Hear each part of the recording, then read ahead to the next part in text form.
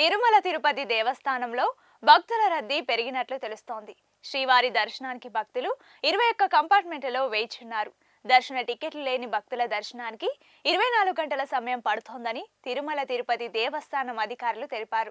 కాగా 300 రూపాయల ప్రత్యేక ప్రవేశ దర్శనానికి భక్తులకు 3 గంటల సమయం పడుతోందని వెల్లడించింది. మరోవైపు టైమ్స్ SSD దర్శనానికి 3 కంపార్ట్మెంట్లలో భక్తులు వేచి ఉండగా 5 గంటల సమయం పడుతోందని వెల్లడించింది. నిన్న శుక్రవారం శ్రీవారిని 61,178 మంది భక్తులు దర్శించుకున్నారు.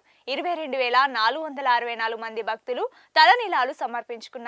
శ్రీవారి హుండీ ఆదాయం 3.85 కోట్లుగా లెక్క తేలిందని టీటీడీ అధికారులు తెలిపారు. టీటీడీ తీసుకునే ఏ నిర్ణయమైనా భక్తులకు మెరుగైన సేవలు అందించేందుకేనని స్పష్టం చేశారు. ఉద్యోగులు భక్తుల పట్ల మర్యాదగా వ్యవహరించాలని తెలిపారు. తిరుమలలో భక్తులకు మరింత మెరుగైన సేవలు అందించేందుకు, క్షేత్ర పవిత్రతను కాపాడేందుకే పలు సంస్కరణలకు నూతన పాలక వర్గం శ్రీకారం చుట్టింది. తాజాగా టీటీడీ తీసుకుంటున్న సంస్కరణ పట్ల భక్తుల్లో సర్వత్రా వ్యక్తమవుతోంది.